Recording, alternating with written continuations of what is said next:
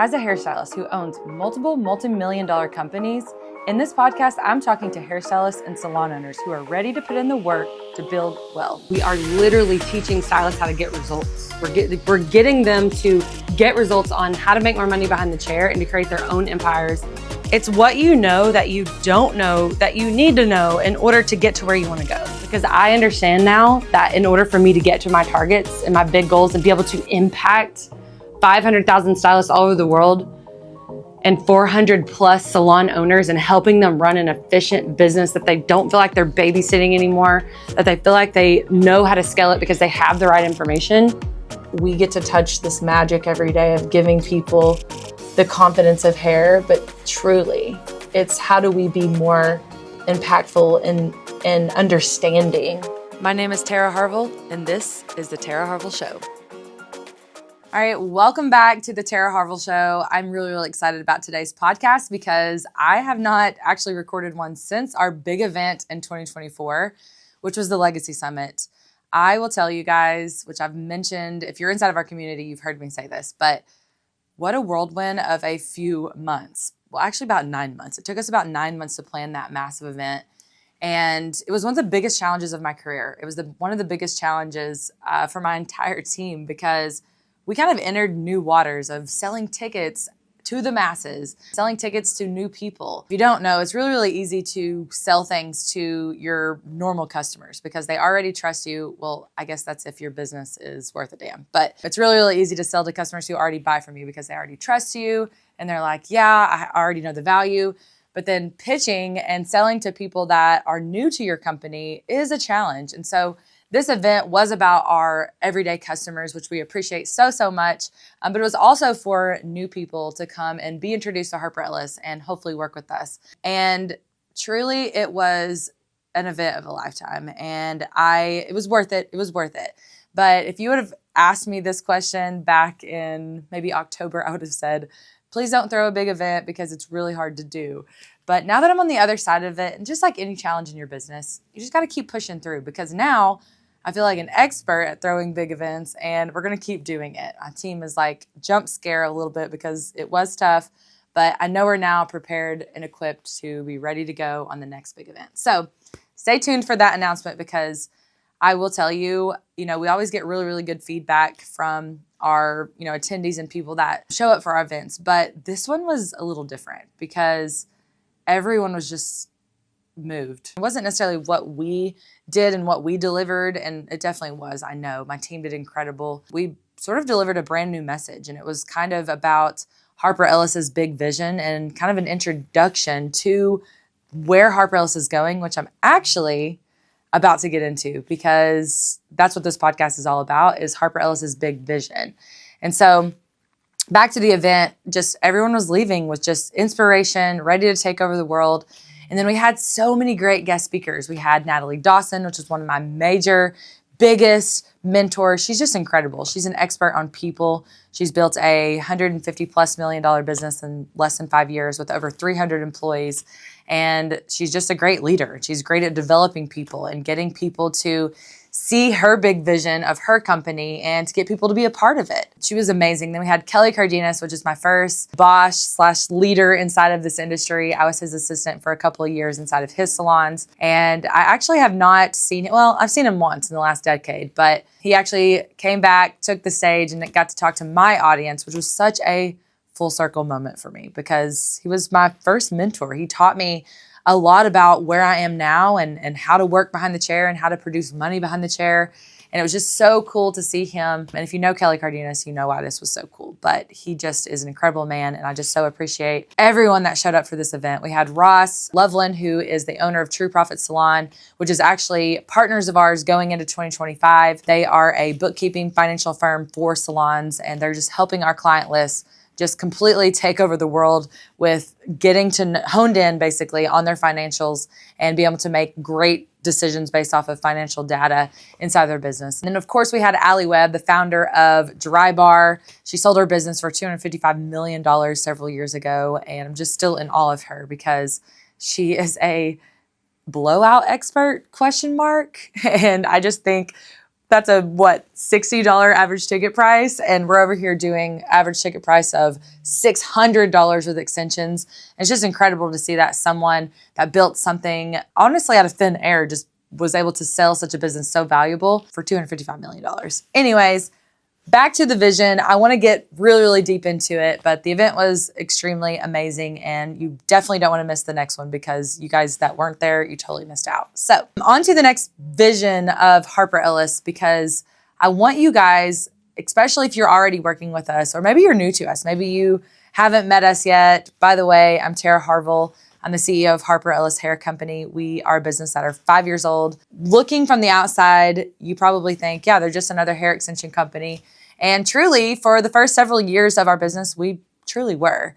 And now that I'm on this side of things, I can tell you, yeah, we were kind of just another hair extension company.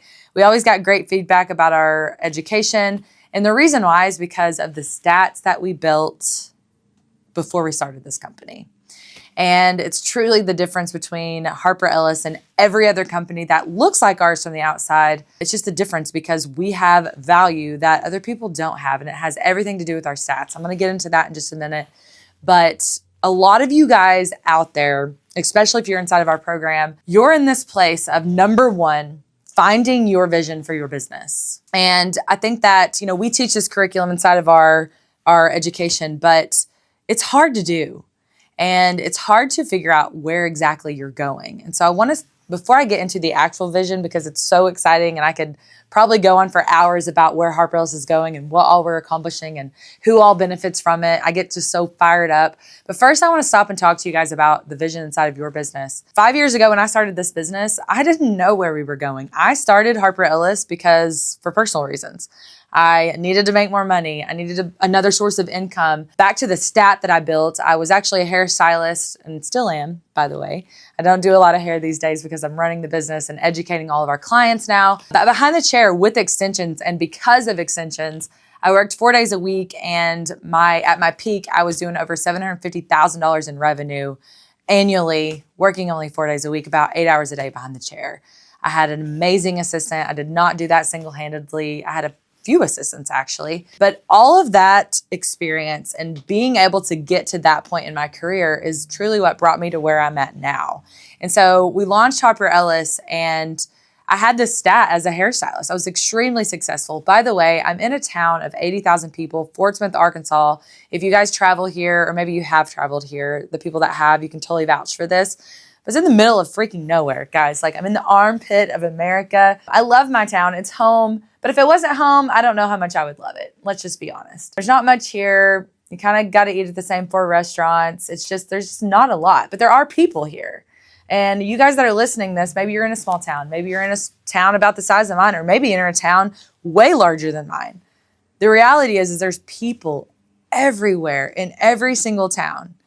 And those people, there are always people with money. And it's up to you, and it's up to your marketing, whether you become that person that goes and finds the money so they'll spend it inside of your business. And that's exactly what I did here in my small town, America. I became the extension expert. I became the girl that knew all about extensions. I was constantly doing extensions. I was constantly marketing them. And to be honest, my marketing wasn't perfect. But I built this stat. And I owned a salon at the time, and I still own the salon, the same salon. It's just a very different business than what it was back then. Because back then, when I was doing this much success behind the chair, I was carrying the salon, meaning that if I stepped out from behind the chair, my revenue would be gone from the business and my business would basically probably go downhill. And a lot of you salon owners listening to this, you are in the same exact situation. And so, I built the stat behind the chair. And so I had confidence that I could build other stylists. Okay, going to get my coffee. But when I opened Harper Ellis, I was set out to do one thing, and it was the one thing that I knew how to do: help other stylists build their stat behind the chair. I could pour into any stylist and help you become extremely successful behind the chair. And honestly, we spent the first 5 years of Harper Ellis just doing that. We taught our method that I was doing behind the chair to help me create that much revenue in 4 days, working 8 hours a day. We taught the business structure, we taught the marketing, we taught all the things that great consultations, making the sale. We taught all the things that stylists needed to know in order to be extremely successful. And that's truly what got Harper Ellis to where it is now, which now we're a $10 million business, which is kind of insane for me to even say, because I'm a hairstylist. And a lot of you guys listening to this podcast, you're probably hairstylists too. And maybe there's a few other business owners here and there, but I'm a hairstylist, you guys. I took remedial math in college, and the minute that I spent in college, by the way, quick minute. But I took remedial math. I was a C student in high school. You know, I'll never forget like walking across the stage at my high school graduation. I just felt stupid because that's what school, public school especially, is set up to make you feel. My brother was the valedictorian, and then here comes me, 4 years later, I'm a C student. I didn't get any of the awards. I wasn't wearing any of the fancy ropes. And, all these things that you're just kind of set up to, if you're not making, you're not a 4.0 student, you're set up to really think that you're good for nothing. And that's my problem with public school systems, but another story, another podcast for another day. Graduated high school, went to college for a split second, and spent a lot of my time taking remedial classes because of the scores that I had in high school. And then I was like, forget this, I'm going to cosmetology school. And I've always had this need to want more. How I was raised, I have such amazing parents, but my mom was a public school teacher. My dad was a car salesman. Like, I just wanted more than what I had growing up. And I'm so appreciative of my childhood, but I've never been complacent. And I, quite frankly, don't understand people that want to be complacent. And so entering this industry, I met a lot of people that are complacent. And it bothers me so bad. And I can say that because I'm a hairstylist. And sometimes through my podcast, you guys will hear me not knock hairstylists or not knock this industry, but I just get real about the facts. I'm not going to be this like woo-woo educator that's like, oh my gosh, this industry is so full of amazing people. And it truly is. However, there is this other side of things, as most of you know and have already realized. Stylists just kind of half-ass everything, and they just sort of work when they want to. We live in this culture of like self-employment. It's just like you end up being the same person 10 years down the road than you are when you entered the industry, and I'm just not cool with that, okay? So now that you kind of understand that about me, you'll kind of see, as I paint this vision for Harper Ellis, you'll kind of see why my vision is so large and so big.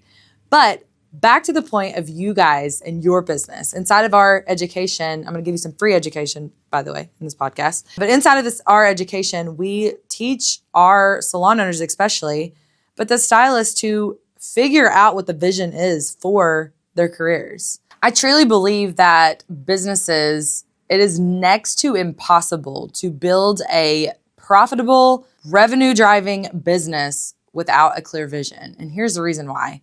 How in the hell are you going to get your team's buy-in if you do not have a big vision, and then not only have that big vision, but clearly communicate to them how it benefits them?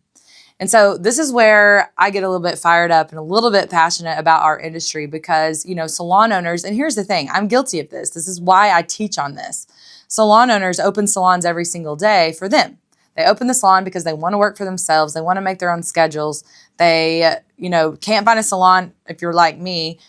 Not those things that I just said weren't that important to me. It was more so I just couldn't find the salon, the professionalism, the teamwork, and the things that I thought I wanted inside of a salon. I just couldn't find it in my town, so I opened my own. And then of course I wanted to be the business owner. I had the ego that people have when they open businesses. I had the oh, I want to be the man. I want to be the business owner and all the things. Well, then I opened my business and I fell flat on my ass like most of you guys do. I wasn't profitable. The salon depended on me to stand behind the chair in order to pay the bills, pay the light bill, but I wasn't making any money. But yet I found myself managing all these people. I couldn't get all these people to do what I wanted them to do. I couldn't get them to show up like I wanted them to do. I couldn't get them to post on social media like I thought they should be doing. I just couldn't get them to operate the way that I wanted them to operate. But yet, I had no systems in place. I had no vision to give them a reason to spring out of bed the way that I do and to get them to show up in the way that I wanted to. And so, truly, I will be honest with you guys, I did not understand this concept until I invested millions of dollars into learning from other business owners who have built hundreds of millions of dollars worth of businesses and what was happening over there, what was going right. How do you get 300 plus employees to buy into your business and show up excited every day and produce every single day and meet their metrics every single day, and what it truly takes to build a big business? And so I knew there had to be another way. inside of the beauty industry, the hair industry, the salon industry, to run a business, to create a space that people wanted to be a part of it. And so I had Harper Ellis, I had the salon, and, Harper Ellis is always, we have thrived since day one, only because we came to the marketplace with something a little bit different. Our quality was better. We were selling our hair by the weft. We were developing education to help people actually get results. Like, it's unreal. We just passed, over the first of the year a couple of weeks ago, and we had New Year's, and, everybody was reflecting on the year and their goals and what happened last year and the targets. And just my DMs have been blown up after DM on results that our client base has gotten just from working with Harper Ellis and implementing the operations and the structure that we give them in order to grow their business. And so we really have thrived. I'm not here to tell you that Harper Ellis has been a shit show from day one, although in many ways it has been. I haven't always been able to run a business the way that I do now because I invested millions of dollars in education in order to learn these things and learn the things that I didn't even know that I needed to know in order to grow a big business. And so the number one thing that I learned from watching my mentors and watching other business owners that I wanted to be like is they had one thing in common, and it was the vision. And it was where their business was going, what the end result was, and how it benefited every single person on their team. And whenever I heard that, I was like, man, and this was, several years ago when I understood this concept. And it still was really hard. And if you guys are inside of our education, you are probably in the same place. You're like, man, I don't know where to start. Like, what do you mean big vision? I got to figure out what I'm going to be doing in 10 or 15 years. Hell, I don't even know what I'm going to be doing tomorrow. I get it. I understand. I've been through all of these emotions, but I'm here to tell you, you have no choice. In order to run a successful business, in order to attract great team members, and then keep the team members and not have the salon walk out after salon walk out, you got to figure this out. So here's how I figure it out. And then I'm going to share with you the big vision of Harper Ellis, because many of you listening to this podcast are going to want to hop on our rocket ship and ride to the moon with us, and you're totally going to be able to. So here's how I figured out our vision. I imagined Terra. I started with me. I imagined what it was I wanted my life to look like in 10 or 15 years. I'm married. I have a husband. My husband, he helps me a lot behind the scenes. He works on our real estate. He works for us, basically. He doesn't go to a job every single day. He just works on our real estate. He helps me with Fletcher. Truly, without him, my world would not ever function the way that it does. And so it takes a team. So there's my marriage advice for you for today. But however, I really, really sat and thought about what is it that I wanted? Well, number one, I say the same thing that you guys say. I say financial freedom. I'm always like, financial freedom. Well, over the course of the last 5 years, I'm like, what does financial freedom actually mean? So, go back to me behind the chair. I was producing almost $800,000 behind the chair. My take home was around $400,000. So I was making $400,000 a year. That was like what I was taking home in my bank account. So I crossed over that six-figure mark, right? And I crossed over multiple six-figure mark. And I'm here to tell you guys from someone that in the last actually year and a half, I, for the first time ever, became a millionaire. And I will tell you guys that earning six figures is not going to give you financial freedom. Becoming a millionaire will actually not earn you financial freedom. Now, hear me out. Don't get discouraged, because there is another world out there in the place that I'm at and the place that, I have developed for myself, yes. But then for sure the life that I was living when I was making $100,000, $200,000. And I can hit on that in a minute. But when I started making this money that I thought, oh my gosh, when I get there, I will have arrived and my life will be better and all of my problems will be solved. It just doesn't work like that. And, I live in a financial world now where, do I have to think about every dollar that I spend like I used to? No, I don't. Do I kind of get to go out and buy the things that I want to buy? Of course, within reason. Like, I need a jet and I really want one, but your girl can't go buy that. So therefore, I don't feel like I have financial freedom because I can't just go buy the things that I really want. But I do buy a lot, 90% of the things, maybe not 90, but 80% of the things that I want in life, I do have the opportunity to go buy. And so hear me out, I'm getting somewhere with this. So I really, really thought about my life and I was like, okay, financial freedom is what I want, but why do I want financial freedom? I've experienced a world in the financial freedom that I have created so far, where I have been able to majorly provide for people. Like, I can provide for my entire family. I can not only just provide, but I can help, especially my own personal family, my husband and my toddler, I have been able to build a life where it's not just the bare minimum. Like, we just recently in this past year, we bought a $1.8 million ranch. That was a dream of mine. I never thought that that would be my reality, but we're here and that's what we're doing.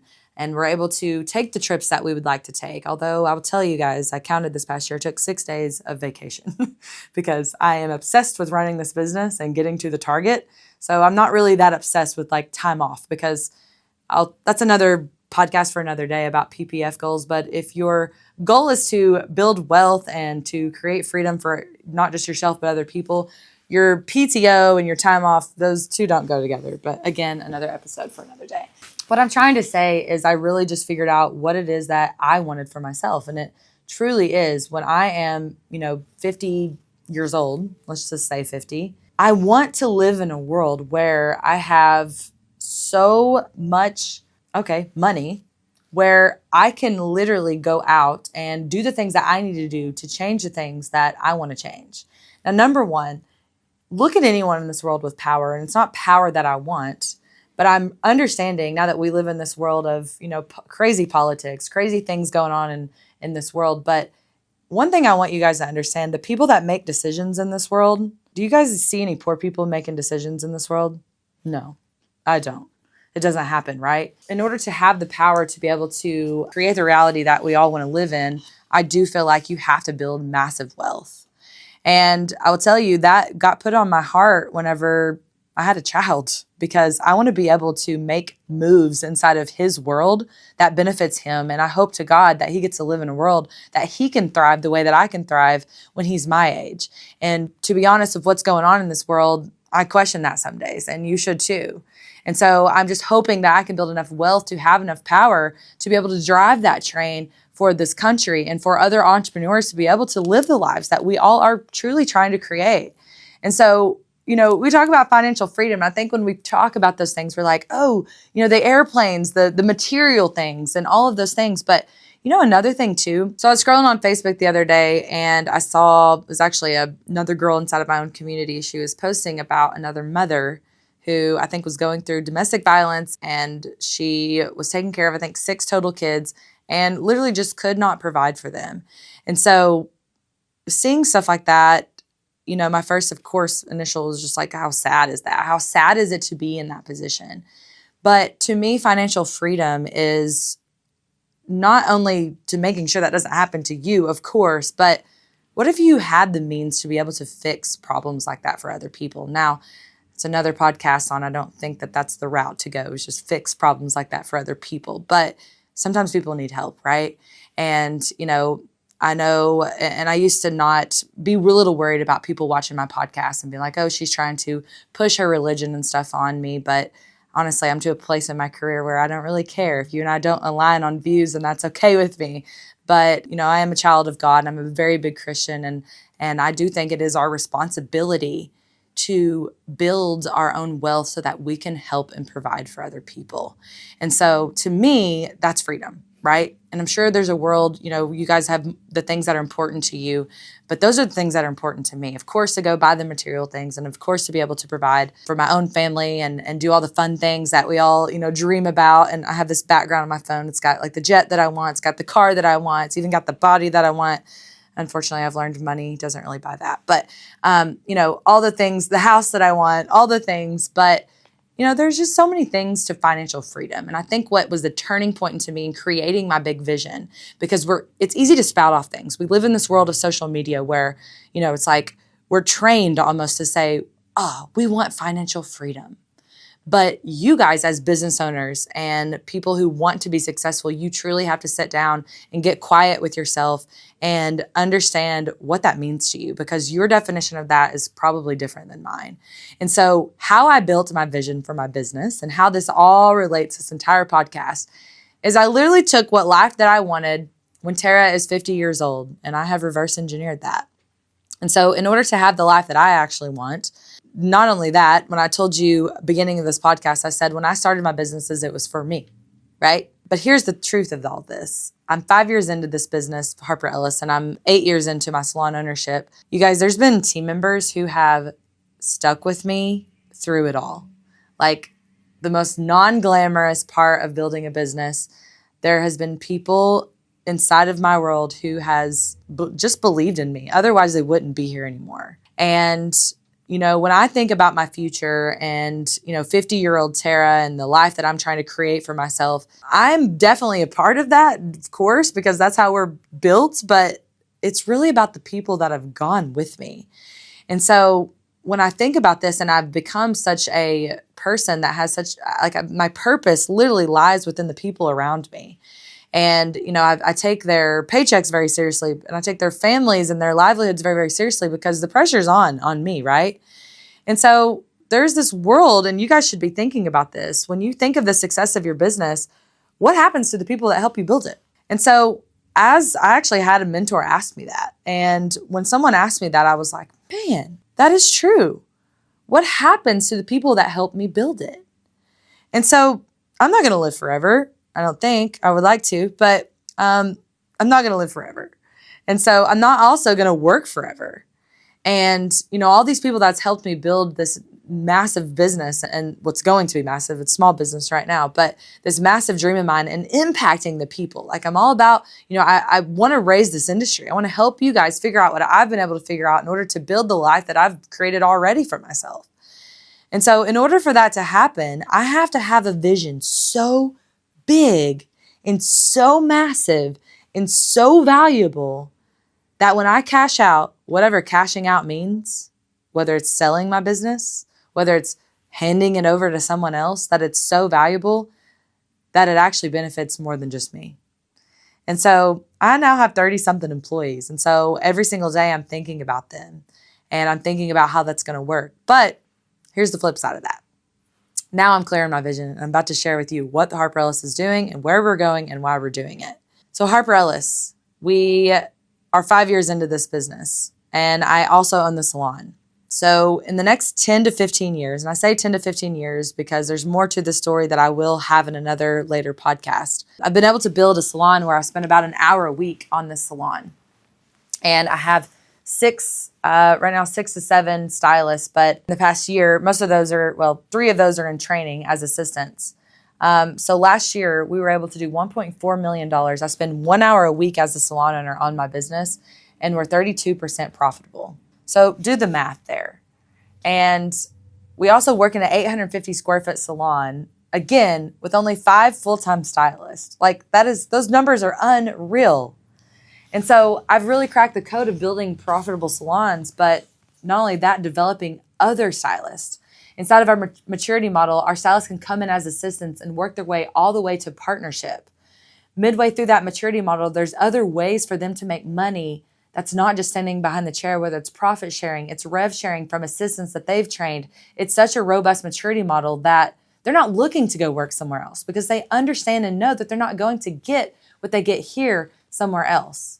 And so that's taken years to build, but what's happening in the next 10 to 15 years is we're expanding to over 400 salons all across the U.S. And we're working with our clients through Harper Ellis, the stylists that work with us, to be owner-operators and open these salons with us with the same maturity model, the same processes, the same brand. And we're building a massive, massive billion-dollar salon company. So those 400 salons are going to provide massive opportunity for stylists that work with us. And I'm only going to give those opportunities to people that have been so loyal and take action on their own careers and their own businesses behind the chair as far as hairstylist goes. And so I'm really, really excited for that. But then on the Harper Ellis side, in the next 10 to 15 years, we're going to be acquiring, partnering, joint venturing with different companies like color companies, hair care lines, basically all the cogs of any salon, which is going to be the COGS, the cost of goods sold for all the 400 salons that we work with. And then not only that, we have so many salons that won't necessarily directly partner or joint venture with us, but they're going to partner with us to provide them with low cost on these COGS in order to double, triple, quadruple their profit margins. And so we have multiple ways that salons are going to partner with us and stylists are going to partner with us in order to build wealth that's beyond just standing behind the chair. And so not only that, in 10 to 15 years, we're going to take this to either private equity, maybe just a strategic buyer. It could be one of my employees. They're going to purchase this business, and all of my employees that work inside the business, all of my partners, everyone that has helped me get to where I'm at today will cash out with enough money in order to live their lives the way that they want to on their own terms. And that is my goal. And so as you can see, you guys are probably you're watching this video, listening to this podcast, however you're consuming this, and you're like, damn, I want to be a part of that. And so this is exactly what you guys have to go do inside of your business, is you have to paint a vision so big that people want to jump on the rocket ship and they understand how they benefit when the business reach their goals. This is how businesses are ran.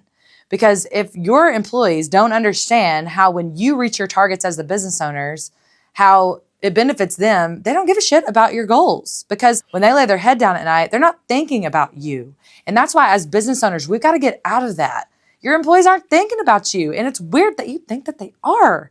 They're thinking about themselves and how they're going to improve their own lives and become financially free and get to do the things that they want to do and have more time with their family and live their lives on their own terms. And so we got to stop thinking that way. We got to create vision so big inside of our business that people want to be a part of it. They're excited to come to work every day, and it's not going to be easy. Like, also don't get it twisted. Don't paint this vision where it's like la la land, where you're over here like lollipops and rainbows, guys, at this work, because it's not the case, and it won't be. In order to build a big, valuable business that other people benefit from, it takes a lot of work, a lot of grind. My employees know, come in our environment, ask them. They're like, this job is not easy. It's not supposed to be. But what is going to be easy is their life after we get to this goal. And here's the truth of the matter. You guys that think that you're going to get to your goals by yourself, you're delusional. It's not going to happen. I cannot get to where I want to go by myself. I have to have great people. I have to have a great team around me that's helping me get to that. And so I want to challenge you guys with this. We have a massive rocket ship with Harper Ellis. I know that. If you guys want to jump on board with us, just let us know. And I promise you there's room for everybody. But the thing is inside of your own business, I want to challenge you, paint a vision so big that people are excited and they want to be a part of it. That's how you attract great teams and people that stay. Thanks for listening.